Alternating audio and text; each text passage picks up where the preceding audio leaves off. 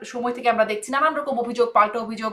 বৈষম্য বিরোধী ছাত্র আন্দোলনের ভিপি প্রার্থী তারা বলছেন সাংবাদিক মানে বলছেন শিবির প্রার্থী সাদিক কায়েম তিনি কেন্দ্রের ভেতরে মেকানিজম করেছেন আর ছাত্রদল বাইরে থেকে, এটা তার অভিযোগ। এদিকে ছাত্রদল আবার স্লোগান দিচ্ছে যে শিবির, জামাত শিবির এর প্রার্থী তারা এরকম কথা বলছেন, ভোট চোরের কথা বলছেন যে তাদের প্রতিরোধ করতে হবে। বলছেন শেখ হাসিনাকে ওনাকে ছাড়িয়ে গেছেন ছাত্রদল প্রার্থী, ভিপি প্রার্থী বলছেন প্রশাসনের। এরকম নানান রকম অভিযোগ, পাল্টা অভিযোগ কিন্তু দেখছি আমরা। আপনি আসলে যেহেতু ফলাফল এখনো আসে নাই, আপনার কাছে এই প্রক্রিয়াটা কেমন মনে হলো?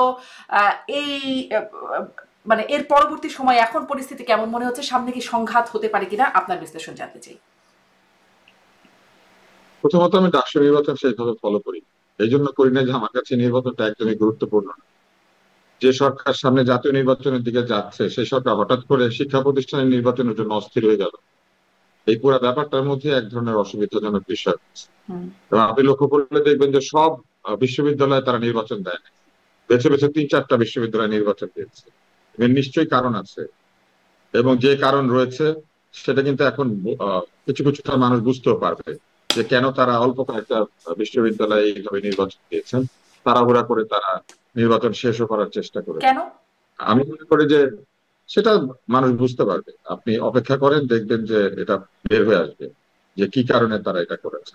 কিন্তু যে বিষয়টি পরিষ্কারভাবে বোঝা গিয়েছে সেটি হচ্ছে যে এই নির্বাচনটি অনেকটা দায়সারা ভাবে করা হয়েছে, কেননা অভিযোগ তো আসতেই পারে যে আগে থেকে ব্যালট বাক্সে ব্যালট ভরা হয়েছে। তাহলে তারা এই যে প্রাচীন কালের এই লোহার ফ্যাক্টরি থেকে বানানো এক ধরনের আলমারি সদৃশ্য ব্যালট বাক্সে কেন ব্যালট ঢুকে? ট্রান্সপারেন্ট ব্যালট বাক্স তৈরি করা এখন কোনো ব্যাপারই না। আরএফএল এর বাক্স পাওয়া যায়, ওইটাকে শুধু কিনে লক করে চারিদিকে বন্ধ করে ওইটাকে ভালোভাবে ওইটার ভিতরেই বানানো সম্ভব ট্রান্সপারেন্ট ব্যালট বাক্সে। ফলে ট্রান্সপারেন্ট ব্যালট বাক্সে কয় টাকা খরচ হতো? তারা ইচ্ছা করে এইসব অভিযোগের জায়গা রেখেছেন। এবং তারপরে তারা আরেকটা কাজ যেটা করেছেন, তারা প্রাতিষ্ঠানিকভাবে এক ধরনের কাণ্ড কারখানা করেছেন, যেটা নিয়ে ছাত্ররা বিক্ষুব্ধ হয়েছে। যেমন কিছু কিছু শিক্ষক কোনো কোনো প্রার্থীকে ভালো বলেছেন, কিছু কিছু শিক্ষক কোন একটি বিশেষ দলের লোককে বলেছেন তোমরা 100 ফিটের মধ্যে থাকতে পারবে না, আবার অন্যদেরকে যেতে দিয়েছেন। এরকম নানান কাণ্ড কারখানা করেছেন, যেগুলি করার মধ্যে দিয়ে আসলে আমার কাছে মনে হয়েছে যে কর্তৃপক্ষেরই ভালো প্রস্তুতি ছিল না। তাদের উচিত ছিল এই শিক্ষকদেরকে ট্রেন করা, কি করে এই ভোটটা করতে হয়। আর বাকিটা হচ্ছে হার জিতের ব্যাপার। আহ আমি মনে করি যে পরাজিত পক্ষ যখন পরাজিত হয়ে যেতে শুরু করে তখন নানান ধরনের অভিযোগ এমনিতেই তুলতে থাকে। আমি ডাকসু এখন নির্বাচনে একদমই এখন মাথা দুই ঘামাচ্ছি না তিন এই জন্য যে পক্ষকে অভিযোগ এই করতে ডাকসুর দেখা কোনো যাচ্ছে। ভ্যালু নাই। এই পরাজিত ডাকসুর পক্ষ কোনো দেখার ভ্যালু নাই, আগেই দুই কারণ তিন আমি পক্ষ আপনাকে একটা পরাজিত জিনিস মানে বলি। অভিযোগ শুরু করেছে। আমি আপনাকে একটা জিনিস বলি, সেটা হচ্ছে এই ঢাকা বিশ্ববিদ্যালয়ের যে পুরো প্রক্টোরিয়াল বডি হ্যাঁ। এবং ভিসি, এরা নিজেরাই তো কেউ প্রসেসের মধ্যে দিয়ে আসে নাই, এদেরকে সরকার বসিয়ে দিয়েছে। এরা তো কোনো প্রসেসের মধ্যে দিয়ে আসে নাই। আপনি তো জানেন যে ঢাকা বিশ্ববিদ্যালয়ে শিক্ষকদের মধ্যে একটা নির্বাচন হয়, সেই নির্বাচনের মধ্যে দিয়ে ভিসি প্রার্থীরা তাদের প্যানেল নির্বাচিত হয়, তারপর সেই প্যানেল থেকে একজনকে বেছে নেওয়া হয়। যিনি এখন ঢাকা বিশ্ববিদ্যালয়ের ভিসি, তিনি কোনো প্যানেল থেকে এসেছেন, তাকে দিয়ে দেওয়া হয়েছে। ফলে অনির্বাচিত একটি প্রতিষ্ঠানের অনির্বাচিত ভিসি, অনির্বাচিত প্রক্টর, তারা মিলে একটা নির্বাচন আয়োজন করেছেন। তাদের নিজেদেরই গণতন্ত্রের ঠিক নাই, তারা আবার একটা গণতান্ত্রিক নির্বাচন আয়োজন করার চেষ্টা করেছেন। এই সবকিছুর মধ্যে একটা গোঁজামিল আছে। এই এবং আমার কাছে গোঁজামিলই তো মনে আমরা হচ্ছে আসলে মানে আমাদের জাতীয় হয়েছে নির্বাচন হয়েছে ঠিক প্রক্রিয়াও কি হবে, এক সেই বছর গোঁজামিল থাকবে। না? না না, কোনটা? মানে আপনি বলছেন অনির্বাচিত প্রশাসন এখন একটা নির্বাচন আয়োজন করছে। আমাদের জাতীয় নির্বাচনের জন্য তো মানে জাতীয় নির্বাচনে তো আমরা অনির্বাচিত সরকারের দ্বারাই জাতীয় চাই বরং। নির্বাচনে তো আর কোনো উপায় নাই, নির্বাচিত সরকার পালায় গেলে কি করবে? হুম। আপনি যাদের যে নির্বাচিত সরকার বলতেছেন, প্রথমত তারা নির্বাচন করতো না, না, তারা তাদের মনের কথা ইচ্ছা মতো বলছি না। বসে বসে। আমরা তো কোনো সময় পালাইছে তো তত্ত্বাবধায়ক সরকার। চাইছি না না, তত্ত্বাবধায়ক যে সরকার। সরকার পালায়ে গেছে সেই সরকার পালায়ে গেলে অনির্বাচিত সরকার ছাড়া কেমনে আসবে? ওই সরকারকে নির্বাচন দিয়ে ওই পালাইছে। সরকার থাকাকালীনও তো দাবি ছিল তত্ত্বাবধায়ক সরকারের, তাই না? ওটাই তো মূল দাবি ছিল হ্যাঁ, একটা। ওই সরকার থাকাকালে তত্ত্বাবধায়ক সরকারের দাবির চাইতে যেটা বেশি দাবি ছিল সেটা হচ্ছে নিরপেক্ষ নির্বাচন। ওই সরকার থেকে কিন্তু 3টা নির্বাচন করেছে, হুম। এবং সেইখানে বিশেষ বিশেষ রাজনৈতিক দল অংশ নিয়েছে। 18তে বিএনপি অংশ নিয়েছে, তার আগেও দলগুলি অংশ নিয়েছে, পরেও দল অংশ নিয়েছে একটা দুইটা। ফলে নির্বাচনটা এমন হয় নাই যে কেউ অংশ নেয় নাই, নিয়েছিল, কিন্তু তারা নির্বাচন করতো না। সবাই জানতো যে নির্বাচনের ফলাফল নির্দিষ্ট। ফলে ওই সরকার তো আসলে নির্বাচন করতো না, এবং ওই সরকার নির্বাচন করতো না এটা সবাই জানে। ওরা সবসময় অনির্বাচিত ছিল। 2028 সে নির্বাচনের পর থেকে বাকি যতগুলো নির্বাচন করেছে কোনো নির্বাচনের আগামাথা ছিল না। একটার মধ্যে 153 জন ইলেক্টেড হয়ে গেছে, হুম। আরেকটার মধ্যে লোকজনকে ডেকে নিয়ে এসে তারপরে 5টা 6টা সিট ধরাই দিচ্ছে, আরেকটার মধ্যে তো কেউ নির্বাচন করেই নাই। নিজেরা এবং নিজেদের ভাই বোনেরা মিলে নির্বাচন করেছে। আগের সরকার যদি না পলাইতো তাহলে কি এই সরকার আসতো? এই সরকার আসার পিছনে সম্পূর্ণ দায়িত্ব তো আগের সরকারের। হুম। পলায় গেছে দেখে জি, তা তো বটেই, কিন্তু আগের সরকার কে তো আর নির্বাচনকালীন সরকার হিসেবে কেউ চায় নাই, চেয়েছিল সবাই তত্ত্বাবধায়ক সরকারের আমলে। আগের সরকারকে নির্বাচনকালীন সরকার হিসেবে না চাইলে নির্বাচনগুলি কিভাবে হয়েছে? 18 সালে নির্বাচন না, হয়েছে সেগুলো না? তো ঠিক হয় নাই, আগের আপনিও বলছেন, সরকারকে আমরা জানি। আগের সরকারকে বিশ্বাস করার পরে আগের সরকার প্রতারণা করেছে। হুম। আগের সরকার নির্বাচন নিয়ে টাল বাহানা করে নির্বাচনের পুরো পদ্ধতিটাকে নষ্ট করে দিয়ে গণতন্ত্রহীন একটা দেশ কায়েম করেছিল। ফলে তত্ত্বাবধায়ক সরকারের দাবি ছিল, দাবি ছিল গণতন্ত্রে।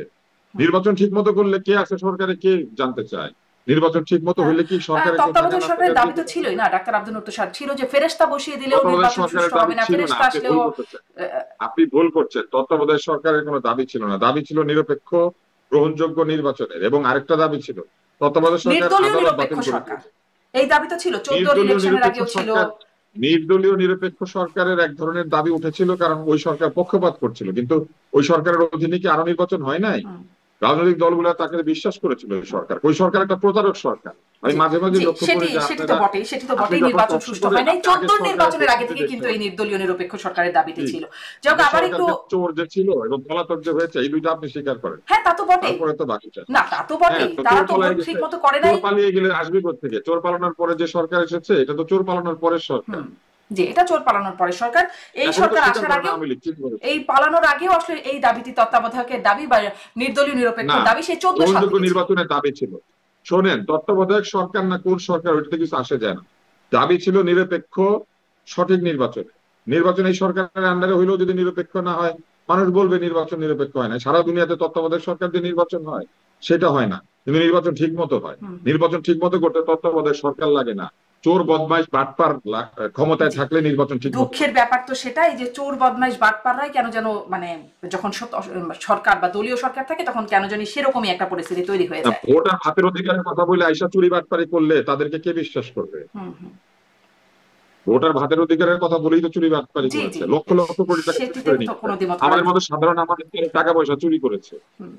জি, সেটা ঠিক আছে। আমি এবারে আরেকটু আসি যে আপনার কি মনে হয় যে এই পরিস্থিতিকে নিয়ে, মানে ডাকসু তো এখনো ফলাফল যেহেতু হয়নি, তারপরে কি একটা সহিংস পরিস্থিতি হতে পারে? এখন যেরকম দেখা যাচ্ছে পরিস্থিতি উত্তপ্ত, পাল্টা অভিযোগ। হতে হয়। চাকরিতে আলাদা করে কি সহিংসতা হবে? এই এই বিশ্ববিদ্যালয়ে সহিংসতা হয় নাই, পিটায় লোকজন মানে নাই। হুম। তো এই বিশ্ববিদ্যালয়ে আগে পরে সহিংসতা হয়। বিশ্ববিদ্যালয়ের ছেলেপেলেরা বের হয়ে আসা অন্য জায়গা থেকে মবও করে। সুতরাং এইখানে আলাদা করে সহিংসতার কি আছে? পুরো দেশই তো সহিংসতার মধ্যে আছে। আচ্ছা, পুরো দেশ সহিংসতার মধ্যে আছে, এই প্রসঙ্গটা আরেকটু আসবো, কিন্তু স্বরাষ্ট্র উপদেষ্টা বলছেন যে ডাকসু নির্বাচনের মডেলেই জাতীয় নির্বাচন হবে। এটি কি আমাদের জন্য একটা আশার বার্তা, নাকি আপনি কেমন? ডাকসু নির্বাচনের মডেলটা কি জিনিস? ডাকসু নির্বাচনের মডেলটা আসলে কি? ডাকসু নির্বাচনের মডেলটা আসলে কি, এটা একটু অনেক ব্যাখ্যা করে বলবে বা আপনি বলতে পারেন। আমি তো ডাকসু নির্বাচনের আলাদা কোনো মডেল দেখি না। ডাকসুতে তো পিয়ার নাই। ডাকসুতে কি উচ্চ কক্ষ নিম্ন কক্ষ আছে? ডাকসুতে কি পার্সেন্টেজ রিপ্রেজেন্টেশন আছে? ডাকসুতে কি অনিবন্ধিত, মানে ডাকসুতে পড়ে না, ঢাকা ইউনিভার্সিটিতে পড়ে না, রেজিস্ট্রেশন নাই, তারা নির্বাচন করতে পারে? তো সেই নির্বাচন হবে, সেই মডেলে হবে? ওনাদের তো বহু দল আছে, এখনো রেজিস্ট্রেশন নাই। বহু প্রার্থী, মানে বহু দল আছে যার কোনো প্রার্থী নাই। তো ডাকসু মডেলে নির্বাচন কিভাবে করবে? ডাকসু মডেলে কি পিয়ার হবে? মানে এটার মধ্যে আসলে কোনো অর্থ খুঁজে পান না আপনি? হ্যাঁ, আমি অনেক কিছু অর্থ খুঁজে পাই না। এটা আমারই দুর্বলতা, আমি বুঝি না। আচ্ছা। এটা তো ধরেন আমার মূর্খতা, বা আমি বুঝি না। আমি বুঝি না বলে ওনাদের কথাবার্তা বোঝা যায় না। ওনারা অত্যন্ত জ্ঞানী, অত্যন্ত, মানে আমি মনে করি যে অত্যন্ত উচ্চ ভাবনা চিন্তার লোক। বিদেশে থেকেছেন অনেকে, অনেকে বিদেশি ডিগ্রি করেছেন, অনেকে বিদেশ থেকে ট্রেনিং নিয়েছেন। বাংলাদেশের পড়ালেখা তো তারা করেনি। আমি একজন খুবই নাদান লোক, আমি বিদেশে পড়াশোনা করি না, আমি বাংলাদেশে কিছু পড়াশোনা করেছি। তাহলে আমি কি করে বুঝবো বিদেশে পড়াশোনা করলে বুদ্ধির কি অবস্থা হয়? হুম। আহ, আচ্ছা, আমরা আসলে মানে পড়াশোনাটার তো আসলে ব্যাপারটা, তারা আসলে কি বলছেন আর তার কি সেখান থেকে কি অর্থ বের না, হচ্ছে, জিনিসটা তো এটাই। আপনি কিন্তু যদি অনেক আমাদের তো পড়াশোনা বুঝতে করেন, হবে, কারণ আমরা আপনি যদি বাংলাদেশের নোবেল মানুষ প্রাইজ দেশে পান, থেকে বা আপনি বাইরে যদি থাকি। ম্যাক্স আইসাই পুরস্কার পান, আপনি যদি আগা মাথা যত পুরস্কার আছে সব পান, তাহলেই তো আপনি অনেক কিছু বুঝবেন। পুরস্কার না পাইলে, বিদেশে পড়াশোনা না করলে, বিদেশিদের সাথে ছবি না তুললে আপনার আবার কিসের দাম? জি, আমারই বা কিসের দাম? জি। আসি এবার একটু। বিদেশিরা আমার জড়ায় না ধরলে আমার কোনো দাম আছে? জি, ডাক্তার। বিদেশিরা আমার সাথে হাত না মিলাইলে আমার কোনো দাম আছে? এই বাংলাদেশে বিদেশিদের হাত পা জড়ায় ধরতে পারলেই তো আপনার, অনেকের সাথে যাদের ছবি টবি আছে তারাই তো বাংলাদেশ চালাবে। আজকেও চালাবে, কালকেও চালাবে, অতীতেও চালাইতো। আগে হুম। সরকারের প্রধানমন্ত্রী গিয়া সেলফি তুলা পোস্টিং, সমস্ত নেতা নেত্রীরা খুশি জি, হয়। এই প্রসঙ্গটা তাহলে একটু আসি। বিদেশিদের হাত পা জড়ায় ধরলে অনেক দাম পাওয়া যায়, বা সে তা না হলে আসলে দাম নাই। একটা কথা বিদেশিদের সাথে সম্পৃক্ত মানে প্রসঙ্গ বলে মনে হয়, একটু যুক্ত করি যে আমি কদিন আপনাকে আগে বলবো ফরহাদ এই মোসাব কথাটা, বলছেন, অ্যাকচুয়ালি আমি ডাক্তার আব্দুল লতিফ সাহেব প্রশ্নটা একটু করি। বাইডেনের সাথে সেলফি হ্যাঁ, তোলার পর ওবায়দুল কাদের বলেছিল তলে তলে সব ঠিক হয়ে ঠিক গেছে। হয়ে গেছে, হ্যাঁ। আচ্ছা, তারপরে আহ, এই কি বলে ঋষি সুনাক হাঁটুগেরি কথা বলছে, এটাকে পোস্ট দিয়ে বলছে দেখো দেখো ওনার সামনে সবাই হাঁটুগেরা বসে পড়ে। হুম, এখন এইটা একটা সাধারণ ভদ্রতা ব্রিটিশদের, এটা এটা আওয়ামী লীগেরা বুঝতো না। বিদেশিরা কিছু করলে পরে তার উল্টায় পড়ে যেত। আহ, ট্রুডোর ছেলে জাস্টিন ট্রুডো না কি যেন, সে একটুখানি মাথা ঝুঁকায় কথা বলছে, বলে দেখো মাথা ঝুঁকাইছে। আরে লম্বা লোক খাটো লোকের সামনে মাথা হুম, ঝুঁকাবে না তো কি হুম, করবে? হুম, এইসব আবল তাবল জিনিসপত্র আওয়ামী লীগ চালু করে দিয়েছে, হুম, এই বিদেশিদের হাত পা টিপা। এখন আপনি যদি হাত পা টিপা চালু করে দিয়ে যান, বাকিরা এখন হাত পা টিপা এখন ফুল মাসাজ পা সব দিতেছে। হুম, হুম। মানে তলে তলে সব যে ঠিক হয়ে গেছে বলছিলেন, কিন্তু সে যে ঠিক হয় নাই আসলে তলে তলে, সেটা তো ওবায়দুল আবার। কাদের যে একটা মিথ্যা ব্যবসা। ওবায়দুল কাদেরকে আমি ব্যক্তিগতভাবে চিন্তা কেন বড় ভাই হিসেবে ভালোবাসতাম, কি কারণে? ছোটবেলায় তাকে রাজনীতি করতে দেখছি। এখন ধরেন আপনি যখন ছোট, আপনার বয়স যখন 17-18, তখন যদি আপনি একটা লোককে দেখেন যে কিরকম নেতা ঘুরে বেড়ায়, মানুষকে নেতৃত্ব দেয়, আপনার এক ধরনের তার প্রতি একটা ভালোবাসা শ্রদ্ধা হবে, বড় ভাই না? হুম, এরকম আমার খায়রুল কবির খোকন আমার বড় ভাই, এরকম আমানুল্লাহ আমান আমার বড় ভাই, এরকম আসাদুজ্জামান রিপন আমার বড় ভাই, এরকম এম এম আকাশ আমার বড় ভাই ছিল। কেন? কারণ আমরা যখন ছোট রাজনীতির দিকে একটু একটু বুদ্ধি গজাচ্ছে, যদি আমার আর একটু বুদ্ধি হওয়ার পর আমি বুঝছি যে এই রাজনীতি বাটপার এবং বদমাইশদের রাজনীতি, আমি সেই রাজনীতির সঙ্গে থাকি নাই। আমি ছাত্র অবস্থাতেই রাজনীতি ত্যাগ করছিলাম। 92 সাল থেকে আমার কোনো সম্পর্ক না। আমি 94 সালে এমবিবিএস পাস করছি। আমি 92 সালে এদেরকে লাথি মেরেছি। এখন মূল জায়গাটা কোথায়? আপনি বড় ভাই হিসেবে কাউকে পছন্দ করতে পারেন, কিন্তু নেতা হিসেবে সারাদিন মিথ্যা কথা বলতো। তো ইউরেনিয়াম মাথার মধ্যে ঢেলে দিতে চাইছিল। উনি একজন নেতা, উনি জানেন না যে ইউরেনিয়াম কোনো তরল পদার্থ না, এটা মাথার মধ্যে ঢালা যায় না। এতটুকু ইউরেনিয়ামের যা ওজন, সেই ওজন ওনার 14 গোষ্ঠী মিলে আলগাইতে পারবে না। তো এগুলো তো ছিল তাদের আইকিউ, এগুলো দিয়ে দেশ চালাইছে। হাতের মধ্যে দামি দামি ঘড়ি, প্রত্যেকদিন নতুন নতুন স্যুট, এগুলো দিয়ে দেশ চালাইছে। তো চালাই তো আজকে এই অবস্থা করছে। হুম। জি, এই যে বিদেশিদের সাথে সম্পৃক্ততার কথা প্রসঙ্গে আওয়ামী আমি লীগ কিন্তু বলছিলাম যে নিজের প্রশ্নটা সমালোচনা, করব। আওয়ামী লীগ কিন্তু নিজের সমালোচনা নিতে পারে না। আপনি হ্যাঁ, আওয়ামী লীগের সমালোচনা করলে আপনি রাজাকার। হ্যাঁ। আচ্ছা, আর আর মানে সমালোচনা আসলে কে ঠিক সঠিকভাবে নিতে পারে সেই প্রশ্নটাও একটু করতে চাই। হ্যাঁ, সমালোচনা নিতে পারে, আপনি কমিউনিস্টদেরকে সমালোচনা করে নিতে পারবেন। এই দেশে সবচেয়ে বেশি সমালোচনা কে মানে নিতে পারছে সমালোচনা জানেন? না নিয়ে তারা কি করবে, বা সমালোচনা করলে তারা আসলে করতেই বা কি পারে? কারণ ওরা সমালোচনা করলে ওরা সত্যি কথা শুনতে পায়। কেউ যখন তাদেরকে চোর বলে, ও তো জানে চুরি করছে, এই জন্য নিতে পারে না। বুঝতে পারছেন? কারণ চোরকে আপনি বলতেছেন সবার সামনে চোর, ও তো জানে এটা সত্যি কথা, এই জন্য নিতে পারে না। কিন্তু জি, আমাকে যদি মানে কেউ বলে, ধরেন তার আমি হাতে এটা উড়াই পাওয়ার দিব, আছে, আমি আপনি আমি কিন্তু সমালোচনা চোর করলে বলি না। আপনাকে সে রাজাকার বলতে পারবে এবং কিছু ব্যবস্থাও নিতে পারবে। বা এখনো যারা সরকারে আছে তারাও হয়তো, কিন্তু কমিউনিস্ট আসলে কি বা করতে আপনি পারবে? কি আমার ব্যাখ্যাটা বুঝতে পারছেন? আপনি কি আমার ব্যাখ্যাটা বুঝতে ভুল পারছেন? আমি বুঝতে যদি পারি। আপনাকে এখন একটা খারাপ কথা বলি, আপনি জানেন এই কাজটা আপনি করেন নাই, হ্যাঁ, অথবা নুরে দিবেন যে এই লোকটা আবল তাবল মিথ্যা কথা বলে আমার। কিন্তু যদি কেউ চোরকে চোর বলে, সে তো ভাবে আমার সব কথা বলে দিচ্ছে। আমি আপনাকে একটা জোকস বলি। এই ইয়ের আমলে, স্টালিনের আমলে, একটা লোক রাস্তার মধ্যে দাঁড়ায় বলতেছে যে স্টালিন একটা পাগল, স্টালিন একটা ছাগল, স্টালিন একটা পাগল, স্টালিন একটা ছাগল। তো তখন তাকে ধরে নিয়ে গেছে পুলিশ। তো ধরে নিয়ে গিয়ে তাকে জেলে দিছে। কেন জেলে দিছে? বলছে রাস্তার মধ্যে দাঁড়া উৎপাত করতেছিল, এই জন্য 1 বছর শাস্তি। তো তাইলে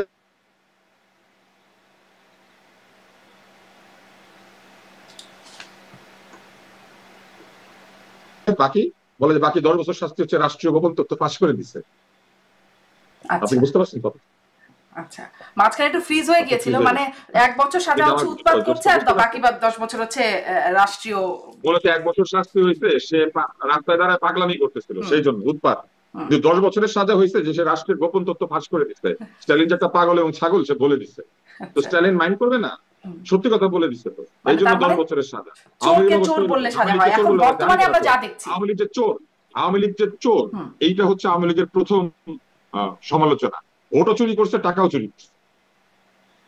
জি, জি। এখন তো মানে খুব ভালোভাবেই বলা যায়, সেটি তাদেরকে বললে এখন আর কিছু হয় না, কিন্তু সরকারকে সমালোচনা করলে কি কিছু হয়? আহ, আমি মানে ওই একটা বিদেশিদের প্রশ্নটা আবার এড়িয়ে গেলাম, আমি পরের প্রশ্নে চলে আসি, যেহেতু এই প্রসঙ্গ চোরকে চোর বললে সাজা বা ব্যবস্থা প্রসঙ্গটি আসলো। আমরা দেখলাম মঞ্চ ৭১, সেখানে লতিফ সিদ্দিকী, আমাদের সাংবাদিক মঞ্জুর আলম পান্না, হাফিজুর রহমান কার্জন, শ্রদ্ধেয় শিক্ষক আমাদের তিনি, তারা একের পর এক মানে তারা গ্রেপ্তার হলেন, তারা কারাগারে আছেন, তাদের মানে জামিন হচ্ছে না, রিমান্ডও নাকি হবে, বা হয়েছে কিনা আমি এখন অবশ্য সবশেষ খবর জানি না। আবেদন করা হবে এতটুকু পর্যন্ত জানতাম। তারপরে এই মঞ্চ একাত্তর সাথে সম্পৃক্ততার কথা বলে সেই সন্ত্রাস বিরোধী আইনেই আবু আলম শহীদ খান সাবেক সচিব গ্রেপ্তার হলেন। এরপরে আরো একজন সচিব গ্রেপ্তার হয়েছেন সন্ত্রাস বিরোধী আইনেই। এরপর কে বা কারা? এটা আমি বলতে পারি না কে বা কারা, কারণ আমার কাছে খুব অবাক লেগেছে যে কামাল হোসেন এবং জেডাই খান নাই, দুইজন সেখানে যাবেন বলেছে, কিন্তু জেডাই খান পান্না যায় নাই। তো তাহলে সন্ত্রাস যদি করে থাকে, সবচেয়ে বড় সন্ত্রাস তো জেডাই খান পান্না নিজেই করেছে। তো সেই লোক তো দেখি আবার বিবৃতি দিচ্ছে। আর কামাল হোসেন সাহেব যাবে বললো কেন মানুষজনকে? এটা তো বলে তিনি আরেকটা খারাপ কাজ করেছে। কামাল হোসেন সাহেব প্রায় এরকম খারাপ কাজ করে। এখন তিনি অসুস্থ হয়েছেন, তাকে অবশ্য উনি আগেও এরকম করে না, উনি অসুস্থ উনি জানে না, তো উনি এখানে যাবে এসব কথা বলছে কেন? মানুষজনকে তো ওনার নাম ব্যবহার করে লোক ওরা টাকাটাকি করছে। তার মানে কি, মানে যারা আয়োজক ছিল তাহলে তাদেরকে কেন ধরছে না সরকার, যদি আসলে ধরার মতো কাহিনী থেকে থাকে? তো আমি কি জানি ভাই, এই যে আপনি প্রশ্ন করেন সরকার কেন ধরেন, আপনি সরকারের একটা লোককে প্রশ্ন করেন, সরকারের লোকরা যারা আয়োজক আসলে ছিল উত্তর খুব একটা তাদের পাই না তাদেরকে ধরার জন্য। আপনারা বিভিন্ন জনের সাথে কথা বলেন, কি ব্যাখ্যা আপনারা দিতে পারেন, কি মনে হয় সেটাই জিজ্ঞেস করেন।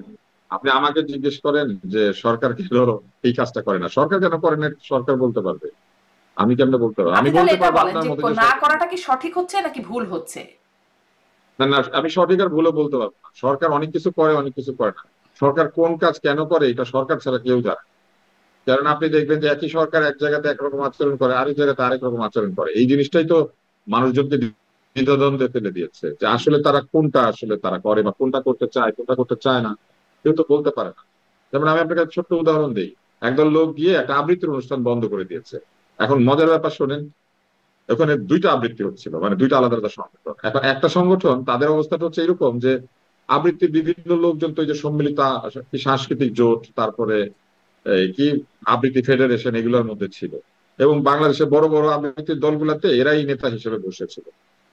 এটা খুবই স্বাভাবিক ব্যাপার যে অন্যান্য রাজনৈতিক দলের এত সংস্কৃতি নিয়ে মাথা ঘামানোর ব্যাপার ছিল। এখন এরা কোথাও যাইতে পারে না। এখন এদের কাছ থেকে যারা আবৃত্তি শিখেছে, ছোট ছোট বাচ্চা কাচ্চা ছেলে মেয়েরা, এরা তো আগে ওদের ওই দলে গিয়ে একটুখানি স্টেজে যেত, একটুখানি গল্প করতো, একটু কবিতা বলতো, একটু খুশি হইতো, একটু ছবি তুলতো। এরা তো পয়সা করে দিয়ে আবৃত্তি শিখেছে সব আবৃত্তি স্কুল থেকে। এখন সেগুলোর কোনোটাই কোনো অনুষ্ঠান নাই। এখন তারা নিজেরা নিজের একটা অর্গানাইজেশন বানাইছে, ওটার নাম দিচ্ছে শব্দসূত্রা। তারপর ওইটাতে তারা গিয়ে একটু আবৃত্তি করবে, সেটা বন্ধ করে দিচ্ছে, বলছে আবৃত্তির ভিতরে নাকি ফ্যাসিবাদী কবিতা আছে। কেন? ওইখানে কিছু কবি আছে তারা নাকি ফ্যাসিবাদী কবি। এখন নির্মলেন্দু গুণ মনে করেন 71 সালে একটা কবিতা লিখছে, ওই সময় কোন ফ্যাসিবাদ ছিল? নির্মলেন্দু গুণ একটা কবিতা লিখছে, মনে করেন হুলিয়া কবিতাটা। এখন এইটা কোন ফ্যাসিবাদী কবিতা হবে? তাই না? আসলে এরকম অদ্ভুত যুক্তি দিয়ে এখন বহু কিছু কাজ হচ্ছে, এবং এইসব কাজে বাধা দেওয়ার মতো কোনো আগ্রহ সরকারের নেই। মানে সরকারের আগ্রহ নাই, কিন্তু মানে যদি বলি সুশীল সমাজ বা যারা এই বিষয়গুলো নিয়ে কথা বলেন, আছে নাকি বাংলাদেশে সুশীল সমাজ বলে? তো বাংলাদেশে একটা কিছু ছিল, এটা প্রথমে ধ্বংস করেছে আওয়ামী লীগ।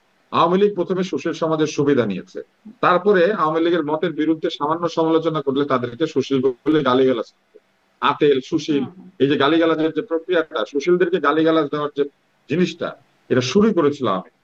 এবং তারা বলার চেষ্টা করতো কি যে সুশীলরা তত্ত্বাবধায়ক সরকার বানায় দেশকে নষ্ট করেছে, 111 নাকি সুশীলরা নিয়ে এসেছে, সুশীলরা নাকি তলে তলে মানে ঘিও খায়, আবার উপরের দিকে সয়াবিন তেলও খায়, এইসব আবল তাবল কথাবার্তা বলতো। তো সুশীলদেরকে যে আক্রমণ করা এবং নিজস্ব সুশীল বাহিনী তৈরি করা, যারা সুশীল না, যারা মানে শিশিল, মানে তেলের শিশি হাতে করে, সুশীলদের বদলে শিশিল জাতি তৈরি করেছিল, তেলের শিশি হাতে করতো। এই শিশিল জাতিটা তৈরি করেছিল তো আওয়ামী লীগ। এখন এই শিশিল গুলো আর কথা বলে না, কি করে বলবে? তেল দেওয়ার পা নাই, তেলের শিশিতে প্রতিনিয়ত তেল ভরে দেওয়ার লোক নাই, সব পালিয়ে গেছে। আমি কিন্তু এই সুশীল গুলার একদমই পছন্দ করি না, এগুলো আওয়ামী লীগের সুশীল। আওয়ামী লীগের সুশীল গুলার কাজই ছিল আওয়ামী লীগ আবল তাবল কথা তো বলে আরো আওয়ামী লীগের খারাপ কথা সুশীলরা বলে। পালিয়েছে, এখন আর কোনো আমি সুশীল আপনাকে নাই। আরেকটা যোগ করি, আমি আপনাকে আরেকটা মানে যোগ এখন করি। আমাদের সমাজে কোনো সুশীল নাই, মানে সুশীল নাই। শোনেন শোনেন, আওয়ামী লীগের সম্পর্কে একটা গল্প বলি। পাবনা মেন্টাল হসপিটালের বাইরে একটা লোক গাড়ি পার্ক করবে, তো পিছন থেকে একটা লোক বলতেছে আসো আসো আসো আসো, তো ব্যাক করছে, করার পরে ধপাস করে পড়ে গেছে। পড়ে যাওয়ার পর লোকটা নেমে বলতেছে আপনি এটা কি করলেন, আমার গাড়িটাকে ড্রেনে ফেলে দিলেন? তখন লোকটা বলতেছে আসো আসো আসো, আরেকটা গাড়িকে বলতেছে। তখন ও জিজ্ঞেস করতেছে আপনি আসো আসো করতেছেন কেন? বলে তোরটা ছিল 39, এটা 40। মানে ও এই পর্যন্ত 39টা গাড়ি ড্রেনে ফেলে দিয়েছে, 40 নাম্বারটাকে আবার ডাকছে। বুঝতে পেরেছেন? তো আওয়ামী লীগের সুশীল গুলা 39 বার আওয়ামী লীগের গর্তে ফেলা, এবার 40 বার ফেলেছে, কারণ এরা তো তেল দেওয়া ছাড়া কিছু করে নাই, ওরা আওয়ামী লীগের সমালোচনা করতো। জি। আচ্ছা, আমরা আওয়ামী লীগের সুশীলরা গেল, এখনো কি কোনো সুশীল নাই? আপনি কি মিউট হয়ে গেছেন নাকি আপনাকে আমি শুনতে পাচ্ছি না? কথা বলতে দিত না কেন? আল মাহমুদ তাদের দলের কবি না? হুম।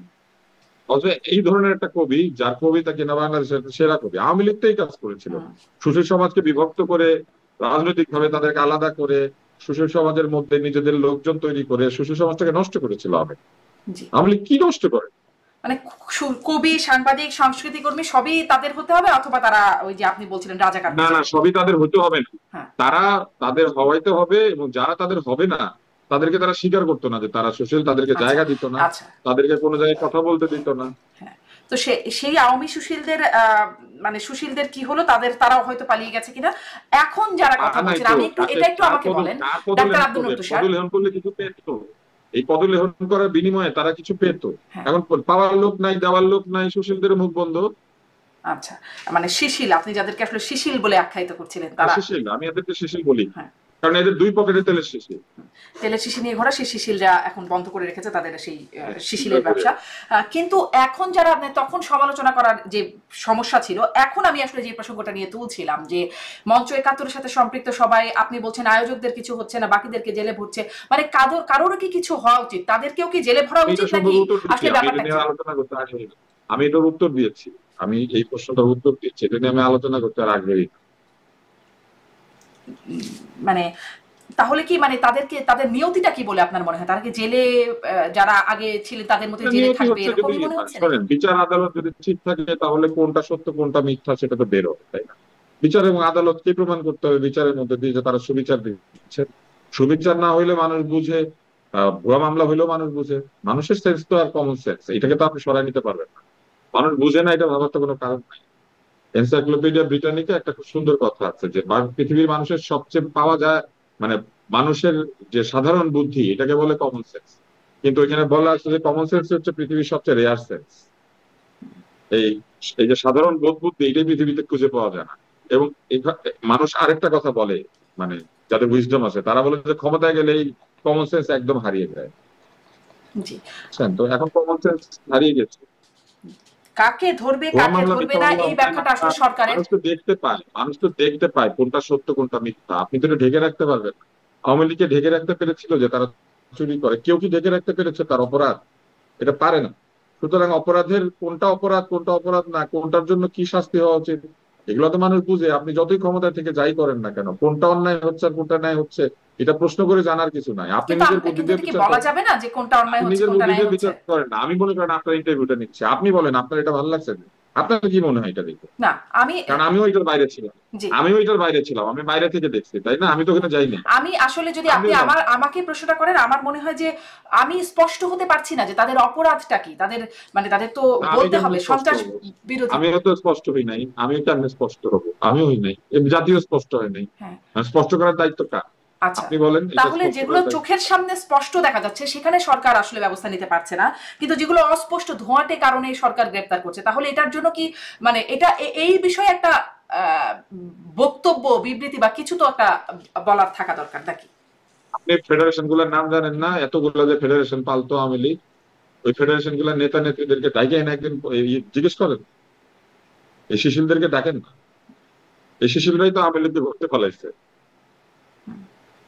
কারণ সারাদিন তালি দিত, আসো আসো আসো, 39 40, সারাদিন তালি দিত।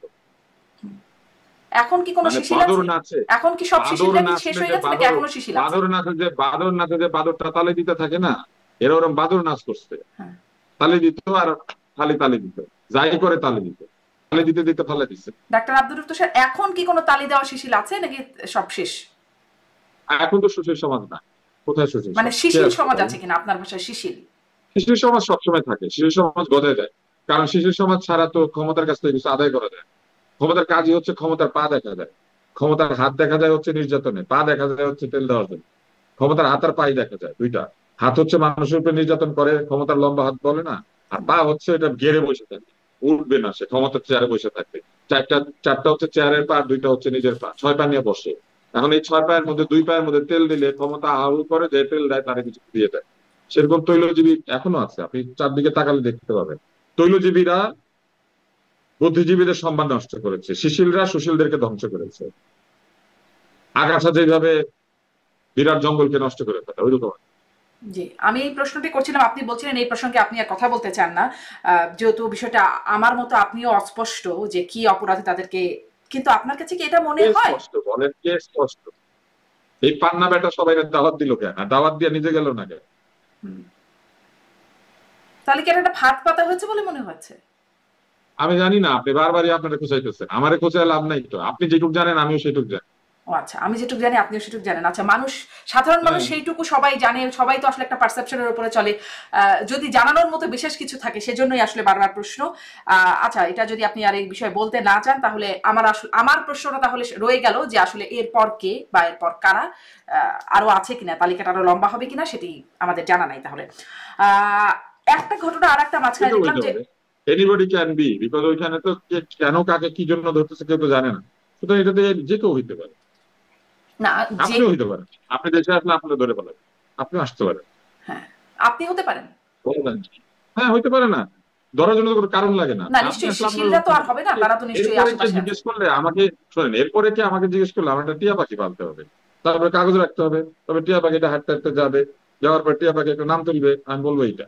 হুম। এছাড়া তো আর কারো পক্ষে বলা সম্ভব না কে ধরা পড়তেছে। আর সরকার নিশ্চয়ই গুলিস্তানে টিয়া এলেন পাখি দ্বারা, দিয়ে এই কাজটা করাচ্ছে না। গুলিস্তানের মোড়ে, গুলিস্তানের মোড়ে দাঁড়িয়ে এলেন দ্বারা এটা খোঁজাখুঁজি না করলে কিংবা বাটি চালান না দিলে বোঝা সম্ভব না তো, কারণ এটা তো কোনো যুক্তি নাই। না, কিন্তু এটার তো একটা নিশ্চয়ই ট্রেন্ড আছে। সরকার তো নিশ্চয়ই টিয়া পাখি দিয়ে নাম উঠিয়ে উঠিয়ে জেলখানায় ঢুকাচ্ছে না। আল্লাহ জানে, আমরা তো জানি না।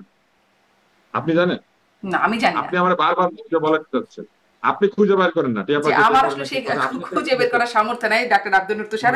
এর মাঝখানে আরেকটা ঘটনা দেখলাম যে কাদের সিদ্দিকীর বাসায় টাঙ্গাইলে তার বাড়িতে হামলা হলো, তারপর তিনি একটা সমাবেশ ডাকলেন, তারপরে সেখানে ছাত্রদেরও কোন একটা সংঘ যেন সমাবেশ ডাকলো, এবং তারপর সেখানে 144 ধারা জারি হলো টাঙ্গাইলে।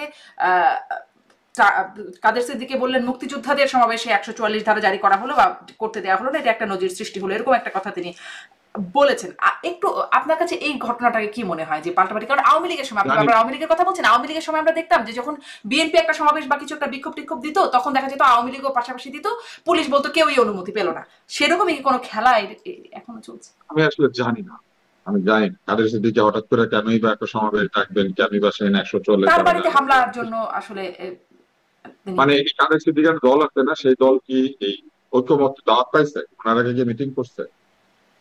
হুম, না, আমি জানি না আসলে, তারা তো আমার জানা নেই, কমিশনে আপনি যান না জানতে কাদের পারেন, সিদ্দিকী। আপনি জানতে পারেন। হ্যাঁ, না, কাদের সিদ্দিকী তো যান না। ওনার একটা দল আছে না, গামছা পার্টি, উনি একটা গামছা পার্টি করছে হুম। না? তো গামছা পার্টি কোথাও দাওয়াত পাইছে? না, কাদের সিদ্দিকী যান না ঐক্যমত কমিশনে, সেটা আমি, মানে ওনাকে কি দাওয়াত দিচ্ছে, মানে ওনাকে দাওয়াত দিচ্ছে? তো এই সরকার ওনার রাজনীতিবিদ মনে করে না, হুম, তো উনি উনি মিটিং করতে গেছে। উনি তো আমি আসলে যখন মিটিং ধরেন এই যে আমি এত রাত আমার খিদা লাগছে, আমি খাই নাই, আচ্ছা, আপনাদের সামনে বসে কলা খাচ্ছি। আচ্ছা, খান খান, দর্শক নিশ্চয়ই এটা এটা দেখবে। এটা নিশ্চয়ই খুব একটা খেতে খেতে কথা যদি বলতে পারেন কথা বলেন, কোনো সমস্যা নাই। বলেন, কথা বলতে পারলেই হলো আর কি। তো মানে বলেন। আপনি এটিকে কি মনে করেন যে এই মুক্তিযোদ্ধাদের সমাবেশটা যে হলো না বা হতে দেওয়া হলো না, 144 ধারা জারি করা হলো, এটিকে আসলে কেমন হলো? আমি জানি না, আপনি বারবারই আমাকে জিজ্ঞেস করেন পুলিশ কি করছে, আমি জানবো, আমি কেমনে জানি? 144 ধারা আপনি জারি করে আসলে কি সরকার জানেন কি ডাক্তার কারণে আব্দুল করে? লতিফ, সেটাই বলেন আজকে। আমি জানি না, আমি তো আপনার মতো ইনভেস্টিগেটিভ জার্নালিজম করি না। আপনি আমিও গিয়ে গিয়ে খোঁজ ইনভেস্টিগেটিভ নেন কেন? জার্নালিজম করি না। না, কেন 144 ধারা জারি করছে আপনি আমার জিজ্ঞেস করেন, না, এটা আমি আমার কেন জিজ্ঞেস 144 করেন? ধারা জারি এই করেছে তারিখ কিনা মতো এটা আমি কি এটা জানি? জিজ্ঞাসা করছি না কিন্তু ডাক্তার আব্দুল যে তুষার, জিজ্ঞেস করছে আমি সেই আপনাকে জিজ্ঞাসা করছি যে বিষয়টা কেমন হলো। 144 ধারা পুলিশ মনে করেছে জারি করার দরকার, জারি করেছে। 144 ধারা সরকার যে কোনো কারণে জারি করতে পারে, 144 ধারা সরকার যে কোনো কারণে জারি করতে পারে, এটার জন্য কিন্তু কোনো কিছু লাগে না। সরকার যদি মনে করে ওই জায়গাতে একটু গন্ডগোল হবে বলে দিতে পারে 144 ধারা, ডিসি জারি করতে পারে, হুম, এটার জন্য কোনো কারণ লাগে না। আমাদের দেশে যেসব আইন কানুন আছে সেগুলো কি খুব জনবান্ধব? তো জনবান্ধব না, এগুলো ব্রিটিশ আমলে তৈরি করা এবং ব্রিটিশ আমলের আইনই। আপনি কি জানেন ব্রিটিশ আমলে 144 ধারা জারি করলে কি হইতো? কি হতো? ব্রিটিশ আমলে 144 ধারা জারি করলে যেখানে 144 ধারা হইতো, ওইখানে সাধারণ মানে ভারতীয় জনগণ হাইটে যেতে পারতো না, হামাগুড়ি দিয়ে যাইতো, হুম, সোজা দাঁড়ায় 2 পা দিয়ে হাঁটতে দিত না। হুম, এবং এটা আছে, কেওজ অফ এন এম্পায়ার নামে একটা বই আছে, খুঁজে বের করলে দেখবেন কেওজ অফ দ্য এম্পায়ারে কেওস অফ দ্য এম্পায়ারের মধ্যে একদম রাইটাররা লিখে দিছে কোথায় কত তারিখে কিভাবে এই ব্রিটিশ পুলিশ সাধারণ ভারতীয় জনগণকে, তখন তো আমরা সবাই ভারতীয় জনগণ ছিল, কিভাবে হাঁটু গেরা রাস্তা দিয়ে ক্রল করে যাইতে বাধ্য করতো 140 ধারা জারি করতে। সেইগুলো তো এই আইন, এগুলা কি হাজার মানে শত বছর ধরে এই আইন পাল্টেছে না? সেইভাবে ইচ্ছা করলে জারি করতে পারে, মনে হইলো জারি করতে, এটার জন্য কোনো কিছু লাগে না। জি, মনে হলো জারি করলো, কিন্তু জারি করার পরে যেটা যেরকম দেখলাম আমরা, মানে সমাবেশটা আসলে হতে পারলো না, মুক্তিযোদ্ধাদেরকে সমাবেশ ডাকা হয়েছিল সেটি হতে পারলো না। এটিকে একটা মানে কেমন বার্তা দিল, বা এটিকে একটা ভালো ভালো নজির সৃষ্টি হলো? আপনি আমাকে একটা জিনিস বলেন, এখানে আরেকটা ঝামেলা আছে, রাজনৈতিক দল জনসমাবেশ না ডাকে আলাদা করে শুধু মুক্তিযোদ্ধা সমাবেশ ডাকে, এরা সবাই বয়স্ক মানুষ। এখন কি মুক্তিযোদ্ধারা সব তরুণ? এরা কি জেনজি? না। তো এদেরকে ডাকে আনার এত চেষ্টা কেন? এরা এখন যারা মুক্তিযোদ্ধা আছেন তারা সম্মান নিবেন এবং তারা তাদের পলিসি দিবেন বা তারা তাদের মতামত দিবেন। আপনি আলাদা করে জনসভা ডাকতেছেন কেন? মানে তারা, তিনি একটা প্রতিবাদ করতে কাদের চাচ্ছেন। সেদিকে কাদের সেদিকে জনতা নাই, উনি জনতাকে ডাকতে পারে না, তো উনি মুক্তিযোদ্ধাদের জনসভা ডাকলে করেন। সমস্যা কি? সমস্যা আছে? না না, জনতা আমার কাছে কোনো সমস্যা নেই, কিন্তু আলাদা করে ডাইকা না আপনি সুযোগ দিতেছেন কেন সবগুলারে একসাথে ধরার জন্য? আপনার মনে হয় যে এরকম সবগুলো একসাথে আসলে সবগুলোকে একসাথে ধরার মতো একটা প্রক্রিয়া চলবে? আমার মনে হয় না। আপনি বারবার আমাকে জিজ্ঞেস করেন, আমার মনে হয় না। আপনার কি মনে হয়? এই প্রশ্নের আমার এই কাজই ধারা তো জিজ্ঞাসা বদলাতে করা, জিজ্ঞাসা আমি করার জন্যই না আপনাকে না গভীর রাতে। প্রশ্নেরই ধারা বদলাইতে হবে আপনাকে। আপনি বারবার বলতে থাকেন আপনার কি মনে হয়, আপনি কি জানেন, আমি কিছু জানি না। তাহলে কি আপনাকে আসলে ডাকাটাই কি ভুল হয়েছে ডাক্তার আব্দুল নূর তুষার? আপনি অনেক না না, কিছু জানেন, আমাকে আপনি টাকা অনেক ভুল কিছু হয়নি, বিশ্লেষণ করতে আমাকে পারেন টাকা বলেই ভুল হয়নি। আপনার আপনি যেটা বিশ্লেষণগুলো প্রশ্ন খুব। করতেছেন এটা বদলাইতে হবে। জি। কারণ আপনি আমাকে বারবার জানতে চাচ্ছেন এটা কেন করছে, ওইটা কেন করছে, কে কে কোনটা কেন করছে, আমি কেমনে বলবো? না, কে কোনটা এটা কেন তুমি বলতে করেছে পারবে সেটি কেন? আমার প্রশ্ন না ডাক্তার আব্দুল নূর তুষার। আপনি একটু খেয়াল করে আমার প্রশ্নগুলো শুনে, আমি বলছি এই বিষয়টা কেমন হলো, এটা কেমন বার্তা যাচ্ছে, এটা নিয়ে আপনার বিশ্লেষণ কি, এই হচ্ছে আমার প্রশ্ন। আচ্ছা, একটু আগে আমি আপনাকে কমন সেন্স নিয়ে গল্প বলছি, আপনি কি চান এখন আমি আবার কমন সেন্স নিয়ে গল্প বলি? আপনার যতটুকু কমন সেন্স আমারও ততটুকু কমন সেন্স। জি, সেই কমন সেন্স কমন বেশি সেন্স গুলো প্রশ্ন শেয়ার করার করেন, মানে সেই নেই। কমন না সেন্স না না, গুলো সেই শেয়ার কমন করেন। সেন্স নিয়ে প্রশ্ন করার তো কিছু নাই, যে প্রশ্নের উত্তর সবাই জানে, এটা তো কষ্ট করে প্রশ্ন করতে হয়? আপনার সাথে আমার এখন তর্ক হইতেছে। আমার মনে হয় না আসলে আমরা সবাই এই প্রশ্নগুলোর উত্তর একই ভাবে জানি, এক একজন এক এক রকম ভাবে জানে। সেজন্য আমি আসলে। জানি না, আমি বলছি আমি বলেছি আমি জানি না। হ্যাঁ, আচ্ছা, আপনি এটি জানেন না। আপনি কি এই বিষয়টি একটু বলতে আগ্রহী হবেন যে আহ, মানে আমাদের আইন শৃঙ্খলা পরিস্থিতি একটু খারাপের দিকে বলেছেন আমাদের স্বরাষ্ট্র উপদেষ্টা আর কি, সম্প্রতি মবের ঘটনা প্রসঙ্গে তাকে না, একটু খারাপের দিকে না, আইনশৃঙ্খলা পরিস্থিতি অনেক খারাপ, এটা উনি বললেই হবে না। যেমন এটা আমরা দেখতে পাচ্ছি, এটা আমি যে জনগণ এটা আমি মন্তব্য করতে পারি, কারণ আমি তো জনগণ, আমি তো রাস্তায় থাকি, আমি তো দেখি, আমি তো প্রতিদিন দেখতে পাই শুনতে পাই, কিন্তু এটা আমি এটার মধ্যে বাস করি। সুতরাং উনি যদি বলে একটু উন্নতির দিকে একটু অবনতির দিকে, এগুলা কিছুই না, অনেক খারাপ আইন শৃঙ্খলা পরিস্থিতি। জি, মানে সেখানে। ফেসবুক খুলেন, আপনি ফেসবুক খুললে প্রতিদিন চিন্তায় রাহাজানি, মানুষ মানুষকে পিটাচ্ছে মারতেছে এইসব ভিডিও আসতেছে, এগুলা কোত্থেকে আসে, তাই না?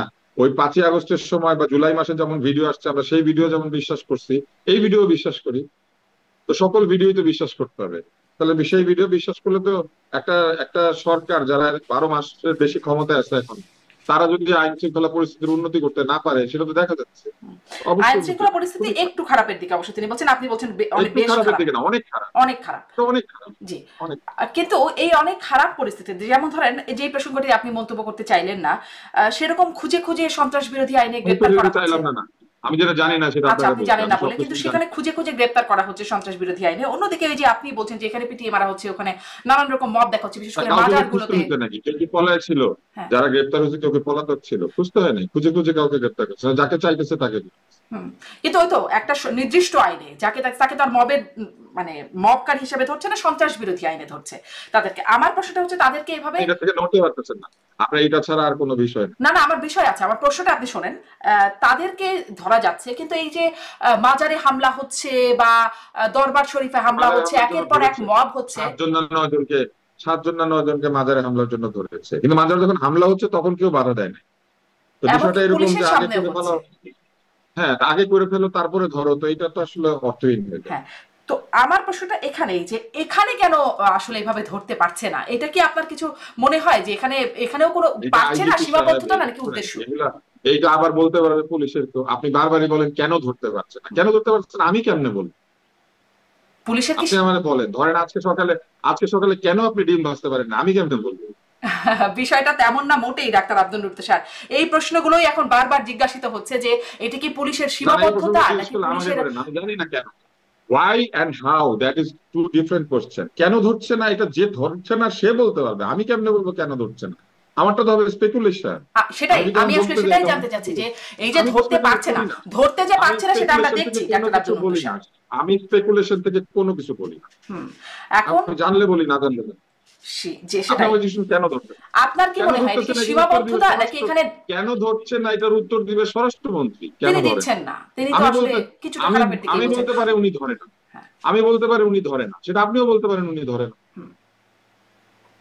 তো সেখানে আসলে আপনার কি মনে হয় এখানে সীমাবদ্ধতা নাকি এখানে আসলে উদ্দেশ্যের ঘাটতি বা সৎ উদ্দেশ্যের ঘাটতি? আপনার কি মনে হয় আমি যে পাঞ্জাবি পরছি আমার শার্ট নাই এটা সীমাবদ্ধতা, নাকি আমি পাঞ্জাবি পরছি এটা আমার চয়েস? এটা এটা আমি বলতে পারি এটা আপনার চয়েস। হ্যাঁ হ্যাঁ, আপনি বললেন কিন্তু এটা তো সত্যি না হইতে পারে, আমার শার্ট নাই আসলে, না না আমি আমি জানি, মোটা এটা সোটা আমি হয়ে জানি, গেছিলাম। এটা আমি জানি হ্যাঁ, ডাক্তার আব্দুল নূর সাহেব। না না, মনে এটা করেন এটা না সেটা একদম না, শুধু স্বাভাবিকভাবে আমার সবাই কথা জানে, বলতে আপনার আপনার মতো অবস্থা এই সম্পন্ন দেখেন, এই যে মানুষের আপনি শার্টও থাকবে জানেন, পাঞ্জাবিও থাকবে। জানেন দেখে উত্তর দিচ্ছেন, আপনি জানেন দেখে উত্তর হুম। দিচ্ছেন, আমি এরকম জানলে উত্তর দিই, না দিলে আমি এরকম আপনার মতোই বলি যেটা আচ্ছা আপনি জানেন না যে সরকারের মানে আইন শৃঙ্খলা বাহিনীর সীমাবদ্ধতা নাকি উদ্দেশ্যের ঘাটতি এই বিষয়ে আপনার কোনোই ধারণা নাই? না, এটা কি আমরা পারবো? আমি কি আইন শৃঙ্খলা বাহিনীর সাথে কাজ করি? ওনাদের বন্দুকে গুলি আছে নাকি নাই আমি জানি। আচ্ছা, মানে আসলে সীমাবদ্ধতা নাকি আসলে তাদের সতীর্থ মানে ইচ্ছার অভাব এই বিষয়ে আপনার কোনো ধারণা নেই, এই বিষয়ে আপনি আসলে বলতে পারবেন না। এটা সম্পর্কে আমার এই ধারণা নেই, কারণ এই ধারণা থাকতে গেলে you have to be transparent, আপনাকে কথা বলতে হবে, আপনাকে এমন ভাবে কাজ করতে হবে যেটা লোকে বুঝতে পারে, তো বুঝতে না পারলে আমি আন্দাজে কল্পনা করে কেমনে বলবো। হুম। এখানে এখন আমরা আরেকটা প্রসঙ্গে একটু যাই। মির্জা ফখরুল ইসলাম আলমগীর বলছেন ডানপন্থা, মাঝখানে বেশ কয়েকবার আপনি এটা নিশ্চয়ই শুনেছেন যে ডানপন্থা, উগ্রপন্থা, দক্ষিণপন্থার বিস্তার হচ্ছে বা উত্থান হচ্ছে, এরকম প্রসঙ্গে মির্জা ফখরুল ইসলাম আলমগীর বেশ কয়েকবার বলছেন। এখানে আসলে এই যে সম্প্রতি ঘটনাগুলো দেখা যাচ্ছে সেটা কি তার কোনো প্রতিফলন বলে মনে করেন? এই ডানপন্থা দক্ষিণপন্থার উত্থান বলে মনে করেন? ডানপন্থার উত্থান বলে শব্দ আসলে আমি কোনো কিছু দেখি না, এটা কোনো ডানপন্থার উত্থান হয় না, এখানে অরাজকবাদী যারা যারা এনার্কিস্ট তাদের উত্থান হয়েছে। ডানপন্থীরা কি আইন কানুন মানে না? পৃথিবী যেখানে যাবেন বরং তারা কঠোর কঠোর আইন করতে হবে। ডানপন্থীরা মূলত আইনের মাধ্যমে, কঠোর কঠোর আইনের মাধ্যমে এক ধরনের তীব্র সংখ্যার জোরে অথবা তাদের দলের জোরে তারা দেশ শাসন করতে চায়, এবং ডানপন্থাই এক পর্যায়ে গিয়ে ফ্যাসিস্ট হয়ে যায়। অতএব আওয়ামী লীগ যেটা করেছিল, আওয়ামী লীগ তো উগ্র ডান দলে পরিণত হয়েছিল, আওয়ামী লীগ তো মাঝখানে ছিল না। তো সেরকম ডানপন্থার উত্থান এখন হয় না, এই ডানপন্থা আরো আগের থেকে আওয়ামী লীগের হাত দিয়ে উত্থান হচ্ছে। আওয়ামী লীগ বিকেমে ফ্যাসিস্ট পার্টি বা বিকামে এক্সট্রিম রাইট।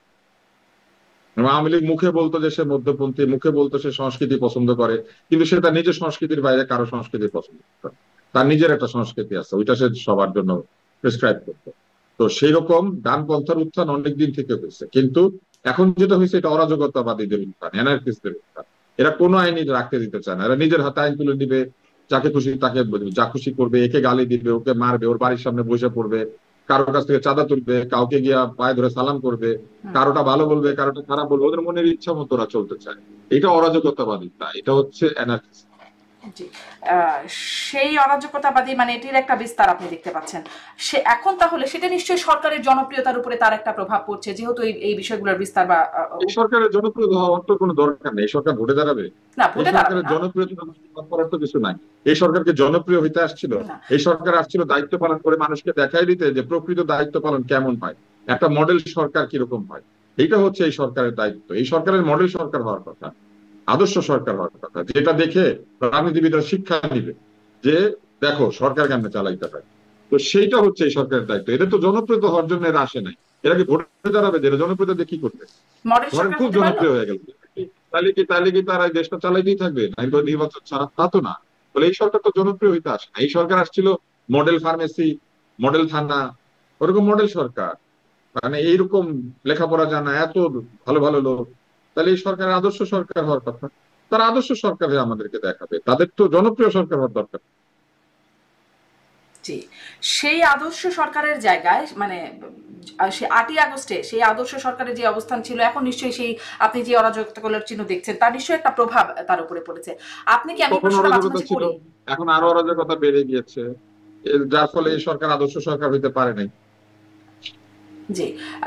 আমি এই প্রশ্নটা মাঝে মাঝে করি যে এই আপনি আসলে এই সরকারকে আপনি অবশ্য আদর্শ সরকারের জায়গায় মাপকাঠিটা মাপছেন আদর্শ জায়গা থেকে, সেখানে আপনি সরকারকে 8ই আগস্ট গত বছরের 8ই আগস্টের কেমন মার্ক দিতেন? মডেল গভর্নমেন্ট আপনি আসলে গত বছরের 8ই আগস্টে কেমন নাম্বার দিতেন আর এখন আপনার এখানে এসে কেমন নাম্বার দেবেন আমি এই নাম্বার সময়? দেই না, আপনার এই অনুষ্ঠানে আগেও একবার আমাকে নাম্বার আমি প্রায়ই এই প্রশ্নটা করি। নাম্বার আমি নাম্বার দেই না, নাম্বার দেওয়ার কিছু নাই, সরকার তো ভোটে দাঁড়ায় নাই, আচ্ছা, সরকার তো আমার জনপ্রিয়তার অ্যাপ্রুভালও চায় না, হ্যাঁ। নাম্বার দেওয়ার কি আছে? অন্যদিকে সরকার পারছে, সরকার কিছু পারে নাকি পারে না, পারলে 100, না পারলে 0। সরকার তো একটা কাজ করে না, তাই না? সরকার 100টা কাজ করে। সরকার আইন শৃঙ্খলা রক্ষা করে, সরকার ব্যাংকিং ব্যবস্থা নিয়ন্ত্রণ করে, সরকার অর্থনীতি নিয়ন্ত্রণ করে, সরকার শিশু ও নারী কল্যাণ করে। সরকার তো বহু কাজ আছে, একটা কাজ বলে যে যেখানে ভালো কাজ করতেছে ওইখানে 100, আর যেটা পারতেছে না ওইখানে 0। জি, আচ্ছা। আপনি আপনি 10টা পেপারে, আপনি 10টা পেপারে পরীক্ষা দেন, অঙ্কে ফেল করছেন নাকি? তো অঙ্কে ফেল করলে তো আপনি পুরাটাই ফেল। ওইরকম আপনি যদি একটা দুইটা তিনটা জায়গায় ফেল করেন তাহলে পুরাটাই ফেল হয়ে যায়। যার মধ্যে একটা হচ্ছে মানুষের নিরাপত্তা, মানুষের জানমালের নিরাপত্তা, আরেকটা হচ্ছে সুবিচার। এই দুইটা হচ্ছে প্রাইমারি দায়িত্ব সরকারের। তারপরে যদি তারা অর্থনীতি বা অন্য কিছু না পারে তাহলে আরো ফেল করতে থাকে। কিন্তু জানমালের নিরাপত্তা হচ্ছে সরকারের প্রথম দায়িত্ব। আপনি এই দেশে আপনি বেঁচে থাকতে পারবেন এবং আপনি অপঘাতে আপনার মৃত্যু হবে না, আপনাকে ভয় পেতে হবে না অনৈতিক কিছু না করলে। এই জায়গাটাই প্রতিষ্ঠা করা হচ্ছে একটি আদর্শ সরকারের প্রথম দায়িত্ব। এই জায়গাতে সরকার প্রায় শূন্য পেয়েছে। এই শূন্য পাওয়া অবস্থায় দেখা যাচ্ছে মানে সরকার বলছে আসলে সামনের বছর ফেব্রুয়ারিতে নির্বাচন হবে, পৃথিবীর কোন শক্তি সেই নির্বাচনকে, এটা তো একটা ভালো কাজ, পৃথিবীর সরকার কোন যদি একটা শক্তি ভালো সেই কাজ করে নির্বাচনকে এটা হচ্ছে ঠেকাতে পারবে না। নির্বাচন। সরকার যদি ফেব্রুয়ারিতে নির্বাচন করে এটা হবে সরকারের সবচেয়ে ভালো কাজ, সবচেয়ে সোয়াবের কাজ, সবচেয়ে চমৎকার কাজ, যেটা করলে ওনারা খানিকটা জনপ্রিয় হয়ে যাবে। পৃথিবীর কোন শক্তি সেই নির্বাচনকে ঠেকাতে পারবে না বলে এই সরকার দাবি করছে। কিন্তু উপদেষ্টা আসিফ মাহমুদ, আমি একটু প্রশ্নটা করি ডাক্তার আব্দুল নূর তুষার, উপদেষ্টা আসিফ মাহমুদ বলছেন যে ডিসেম্বরে ভোট চাওয়া অনেকেই এখন নির্বাচন পেছানোর ষড়যন্ত্রে লিপ্ত। এই কথাটি বলছেন উপদেষ্টা আসিফ মাহমুদ। আপনার কি কোনো বিশ্লেষণ আছে যে আসলে কারা ভোট পেছানোর ষড়যন্ত্রে লিপ্ত, বা আসিফ মাহমুদের বক্তব্যকে আপনি কিভাবে মূল্যায়ন? উপদেষ্টা আসিফ মাহমুদ ডিসেম্বরে যে ভোট চেয়েছে সে কেন নির্বাচন পিছাতে চাবে? সেটা আগেই ভোট চেয়েছে। কিন্তু তারা কি এখন কোন ষড়যন্ত্রে লিপ্ত? মানে উপদেষ্টা আসিফ কেউ যদি মাহমুদ যেমন ডিসেম্বরে বলছেন, ভোট চায়, কেউ যদি ডিসেম্বরে ভোট চায় সেটা আগেই ভোট চেয়েছে, সে পিছাতে চাবে? সে তো ডিসেম্বরে চেয়েছিল। বলেন। জি, তার মানে এখানে আসলে কোনো ষড়যন্ত্র, তাদের মধ্যে কোনো ষড়যন্ত্র আপনার আছে বলে মনে হয় না। ভোটে যে যাইতে চায় না সে ভোট পিছাইতে চায় অথবা ভোট না হোক সেটা চায়। ভোটে যে যাবে সে তো চাবে তাড়াতাড়ি ভোট। যে মুখে বলবে আমি ভোট করবো না, যে ভোটের আগে 25টা শর্ত দিবে, তার নির্বাচন পেছানোর ইচ্ছা। ভোট নিয়ে যার কোনো শর্ত নাই সে তো সবার আগে নির্বাচন করতে চায়। এই এই সূত্রে গেলে আপনি বুঝবেন যে কে পেছাতে চায় কে চায় না। তিনি কি এখানে সেনাবাহিনীকে মেন করতে পারেন? আসলে ডিসেম্বরে ভোটের কথা তো বলেছিল কতক্ষণের এই অনুষ্ঠান, কতক্ষণের? এই তো শেষ, আমার এটাই শেষ প্রশ্ন, আসলে নির্বাচন শেষের নির্বাচন এই প্রশ্নে। কি হয়েছে বলেন। জি, এবার প্রশ্নটা জি, বলেন। প্রশ্নটা ওইটাই যে মানে সেনাবাহিনীও কিন্তু বলেছিল যে ডিসেম্বরে নির্বাচন, সবচেয়ে আগে সেনা প্রধানের কাছ থেকে এটি শুনেছিলাম। সেনাবাহিনী সহ সকলে আশা করেছিল ডিসেম্বরে নির্বাচন হবে, এরকম একটা বিষয় হয়েছে এবং সেই চাপেই সরকার ফেব্রুয়ারিতে নির্বাচন দিয়েছে। না হলে সরকার বলতেছিল জুন মাসে, তাই না? আপনার অনুষ্ঠানে আলাপ হয়েছিল, আমি বলেছিলাম যে আবহাওয়া, পরীক্ষা, ঈদ এইসব বিবেচনায় নিলে ফেব্রুয়ারির মধ্যে ইলেকশন করতে হবে, এরপরে এটা পিছিয়ে যাবে, জুনেও হবে, এটা বলেছিলাম। যেটা স্বাভাবিক কমন সেন্স, সেই কমন সেন্স থেকে এটা সবাই বুঝতে পারে। এবং নির্বাচন নিয়ে যেহেতু আমাদের অনেকের আগ্রহ, তাহলে আমরা সবাই নির্বাচন চাই, আমরা সেটা বলেছিলাম। সেই হিসাবে ডিসেম্বর হচ্ছে সবচেয়ে ভালো সময় ছিল, কারণ শীতকাল। তারপরে যদি ধরেন ডিসেম্বর ভালো না হয় তাহলে ফেব্রুয়ারি মাঝামাঝি পর্যন্ত শীতের একটা আমেজ থাকে। তো এর মধ্যে নির্বাচন হয়ে গেলেই নির্বাচন ভালো হবে, নাইলে মার্চ এপ্রিলে ঝড় বৃষ্টি শুরু হবে, তারপরে অনেক কিছু ঝামেলা হবে। পয়লা বৈশাখ ধরেন পার হইলো আর আপনি নির্বাচন করতে যাচ্ছেন, রমজান আসবে, তারপরে আসবে কোরবানির ঈদ, মাঝখানে বৈশাখী ঝড়, তাই না? এগুলো শুরু হবে। অতএব নির্বাচন করতে গেলে এটা ওই ডিসেম্বর থেকে ফেব্রুয়ারির মধ্যেই করতে হবে, এটাই স্বাভাবিক। সেই সরকার রাজি হয়েছে, 1 মাস পিছাইছে, এটা তো এমন কিছু না। ডিসেম্বর থেকে ফেব্রুয়ারি ষড়যন্ত্র করছেন বলে যে অভিযোগ উঠছে, সেটি আসলে কাদের কাদের বিরুদ্ধে অভিযোগ হতে পারে সেটি সম্পর্কে কোনো মানে বিশ্লেষণ আছে কিনা, সেটি ছিল প্রশ্ন। নির্বাচন পিছানোর ষড়যন্ত্র তো কেউ করছে বলে আমার কাছে মনে হচ্ছে না। নির্বাচন যাতে না হয় সেই ষড়যন্ত্র হয়তো কেউ করতে পারে, পিছায় তো কোনো লাভ নেই। মনে করেন নির্বাচন, মনে করেন আপনি আপনি একটা টেলিভিশন কিনবেন, তো এটা আপনি এখন না কিনে 2 মাস পরে কিনছেন, তো পিছায় কি লাভ হলো? 2 মাস টিভি দেখলেন না, এই তো। ফলে নির্বাচন পিছায় কারো লাভ হবে না, নির্বাচন বন্ধ করলে কারো লাভ হতে পারে। কেউ যদি ষড়যন্ত্র করে সে পিছাতে চাইবে কেন? পিছালে সে জিতবে, ব্যাপারটা তা না। কেউ যদি চায় সে নির্বাচন বন্ধ করতে চাবে, ষড়যন্ত্র আল্লাহরা নির্বাচন বন্ধ করতে চাবে, তারা নির্বাচন পিছাতে চাবে, পিছালে তো হবে জিনিসটা। আওয়ামী লীগের কি নির্বাচন বন্ধ করার কোনো ষড়যন্ত্র থাকতে পারে? এটাও দাবি করা হচ্ছে যে যে লোক মনে করেন, যে লোকের বিশ্বকাপে খেলার যোগ্যতা নাই, বাংলাদেশ মনে করেন বিশ্বকাপ বানচাল করার চেষ্টা করতেছে, ব্যাপারটা এরকম হয়ে গেল না? বাংলাদেশ বিশ্বকাপে চান্সই পাবে না, কিন্তু বাংলাদেশ বিশ্বকাপ বানচাল করে দিবে, ব্যাপারটা এরকম হয়ে গেল না? আওয়ামী লীগের নিজের কোনো ঠিক নাই, নেতা নেত্রীরা দেশে নাই, আওয়ামী লীগের লোকজন কোথাও দাঁড়াইতে পারে না, আওয়ামী লীগ নির্বাচন বানচাল করতে চায় কি কারণে? নির্বাচনে সে অংশই নিতে পারবে না, এটা বানচাল করলে কি আর না করলেই কি? ও কি পিছালে পরে অংশ নিতে পারবে? আওয়ামী লীগের এখন কি অবস্থা আপনি দেখেন, আওয়ামী লীগ কোথা থেকে এটা বানচাল? তারপরে এই যে অভিযোগ তোলা হয় নির্বাচন বানচালে ভারত থেকে আওয়ামী লীগ ষড়যন্ত্র করছে, নির্বাচন হইলে কি আওয়ামী লীগের ক্ষতি হবে? কোন নির্বাচন যদি হয়ে যায়, জি সেটি তো প্রশ্ন। না হইলেও কি কোনো লাভ হবে? না হইলেও কি আওয়ামী লীগের লাভ হবে? আর হইলে কি আওয়ামী লীগের লাভ হবে? কোনোটাতে আওয়ামী লীগের লাভ হবে না। নির্বাচনের সাথে তার সম্পর্কই নাই, তার নিজের নিবন্ধন নিয়ে টানাটানি, তার নিজের রাজনৈতিক দলের অস্তিত্ব নিয়ে টানাটানি। সে নির্বাচন হইলে কি না হইলেই। তার মানে নির্বাচন বানচালে আওয়ামী লীগের ষড়যন্ত্র, এই বিষয়টির খুব একটা ভিত্তি নাই। না, এগুলো হইলো কেউ না কেউ বানচাল করতে হবে, না কাউকে না কাউকে শত্রু বলতে হবে। এখন ধরেন আপনার পরাজিত শত্রু, সে যেহেতু এখানে উপস্থিত নাই, বলে একটা কিছু বললেই তো হয়, বলে। কিন্তু আসলে যারা নির্বাচন পিছাতে চাবে বা পিছাতে চাবে না, এদের নির্বাচনের সঙ্গে এদের ক্ষমতার কোনো সম্পর্ক থাকতে হবে, নাইলে সে পিছায় দিবে। অনেক ধন্যবাদ ডাক্তার আব্দুল নূর তুষার। কেউ যদি নির্বাচন পিছালে কেউ যদি জিততে পারে, কিংবা নির্বাচন না হইলে কেউ যদি ক্ষমতার সুধা পান করতে পারে, তারা চাবে। এটা তো আওয়ামী লীগের চাওয়া না চাওয়ার কথা না। আওয়ামী লীগ এখানে সিনের বাইরে, আপনার এই আওয়ামী লীগ নাই তো দেশে।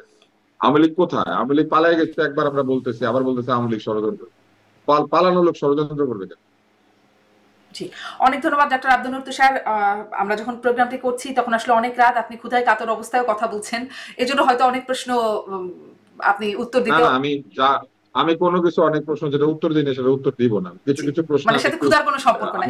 অনেক ধন্যবাদ ডাক্তার আব্দুল নূর তুষার, অনেক ধন্যবাদ আপনাকে। এই প্রশ্নগুলো অযৌক্তিক। আমি আপনার একটা কথা বলি শারমিন, সেটা হলো আপনারা যেহেতু ইন্টারনেটে এই শো করেন, আপনারা constantly you want to create a debate and you want to create some kind of a sensational question. আপনারা সারাক্ষণ পুশ করতে থাকেন এটার উত্তর দিতে, যেটার উত্তর আমি দিব না। এটা আপনি আমার পেটে বোমা মারলো ভাই, এই চেষ্টা আমার সাথে না করাই। জি না, তারপরেও আমার এই কাজটা আমাকে করে যেতে হবে। আপনিও এখন একটা টক শো করেন, সেখানে আপনিও ক্রমাগত প্রশ্নই করেন। আমি এটা করি, আমি কখনো কি কেন কিভাবে এই নিয়ে বা কি মূল্যায়ন, এই হচ্ছে প্রশ্নের একটা বেসিক কনক্লুশনে যে থাকতেই হয়। আমি কখনো কেন জিজ্ঞেস করি না, কেনর উত্তর দিতে পারবে যে সেই কাজটা করছে সে, আমি বাকিটা জিজ্ঞেস করি। আমি কোনো জিজ্ঞেস করি না যে কেন করছে, কেন করছে এটা জিজ্ঞেস করতে হবে যে করেছে সে। কেন করেছে বলে আপনার মনে হয় ডাক্তার আব্দুল তুষার, কেন করেছে বলে আমার মনে হয়, আমার নানান রকম কিছু মনে হতে পারে। সুন্দর একটা ছবি আছে না আপনার পিছনে, যে সুন্দর একটা ছবি আছে, মনে করেন এখানে দেখা যাচ্ছে অনেকগুলা